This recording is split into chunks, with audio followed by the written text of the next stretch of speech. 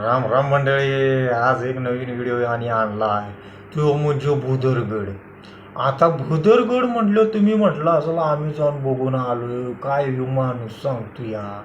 हा, आम्हाला जसं माहीतच नसलं.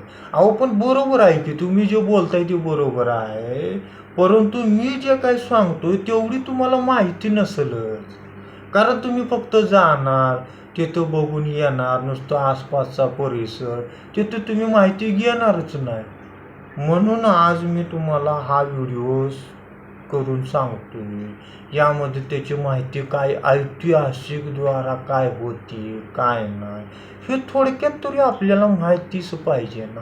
तर या बुदरगडचं नाव कसं पाडण्यात आलं, त्याला ऐतिहासिकदृष्ट्या कसं नाव देण्यात आलं, त्याच्यामध्ये काय काय घडलं आणि त्यामध्ये कोणतं मंदिर आहे आणि विविध ठिकाणं काय आहेत, ते आता मी तुम्हाला या व्हिडिओत सांगतो.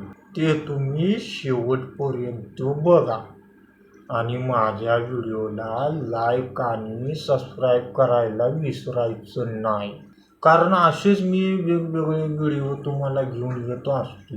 तर आता सुरू करतो. कोल्हापूर जिल्ह्यातील ऐतिहासिक किल्ल्याच्या उंचावर असलेल्या स्थान आणि भौगोलिक वैशिष्ट्यामुळं या गडाला नाव भुदरगड किंवा गावाला नाव पडलं.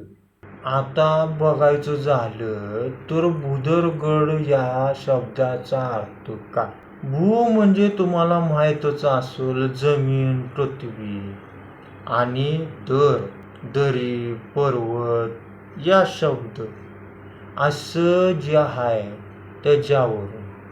तर भूमीच्या उंचावर असलेला गड असा याचा अर्थ होतोय. मग हा गड 3212 फूट उंचावर वसलेला एक गिरिदुर्ग आहे, जो शिवाजी महाराजांच्या काळातील महत्त्वाचा किल्ला मानला जातोय. याला ऐतिहासिक महत्त्व लाभलं गेलेलं आहे.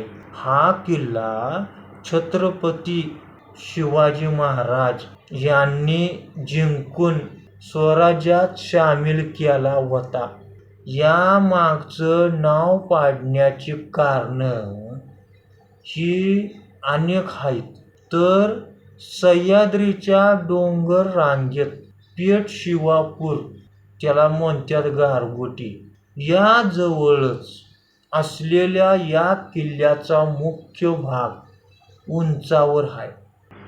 या किल्ल्यावर मोठ्या प्रमाणात प्राचीन अवशेष, विरगळ आणि भवानी मातेचं मंदिर आपल्याला बघायला भेटतं.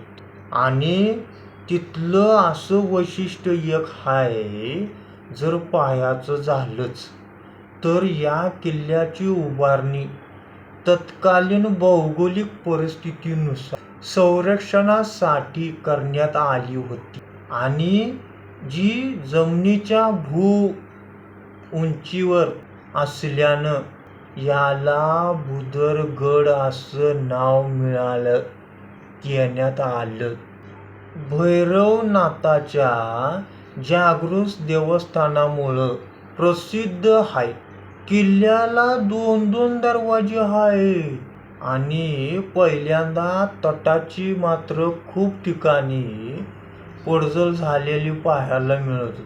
पण आज ती गडाची तटबंदी पूर्णपणे जांभ्या दगडामध्ये पुन्हा बांधून करण्यात आली. आणि तिथं दरवर्षी माघ कृष्ण प्रतिपदेपासून दशमीपर्यंत मोठी यात्रा भरत्या. हा अजूनही चांगल्या स्थितीत असलेला गड म्हणजेच किल्ला शिलाहार राजा भोज दुसरा यांनी बांधला होता. त्यानंतर आदिलशाहीत बरीच वर्षे काढल्यानंतर 1667 मध्ये स्वराज्यात घेण्यात आला. त्यानंतर इसवी सन 1667 मध्ये छत्रपती शिवाजी महाराजांनी भुदरगडाची योग्य पद्धतीने दुरुस्ती केली आणि त्यावर शिबंदी. आता शिवबंदी म्हणजे तुम्हाला शब्द काय आलाच नसेल, तर शिवबंदी म्हणजे रक्षक तेथे ठेवून ते एक प्रबळ लष्करी ठाणं बनवलं. परंतु मोगलांनी हे ठाणे ताब्यात घेण्यासाठी अल्पावधीतच, थोड्या कालावधीतच यश मिळवलं होतं. मग 5 वर्षांनी मराठ्यांनी भुदरगडावर अचानक हल्ला करून तो जिंकून घेतला आणि मोगलांच्या प्रमुख सरदारास ठार मारलं. त्यानंतर मोगलांची निशाणे तिथं होती ती त्यांनी भैरवनाथास देऊन टाकली आणि अजूनही आपल्याला त्या देवळामध्ये बघायला भेटतात. त्यानंतर 18व्या शतकात म्हणजे उत्तरार्धात परशुराम भाऊ पटवर्धनांनी किल्ल्यातील रक्षकांचा वश करून त्यावर ताबा मिळवला आणि 10 वर्षे तो त्यांच्या ताब्यातच राहिला. मग इसवी सन 1844 मध्ये कोल्हापुरातील काहींनी बंड करून बरेचसे किल्ले आपल्या ताब्यात घेतले. त्यात सामानगड व भुदरगड हे मुख्य किल्ले आहेत.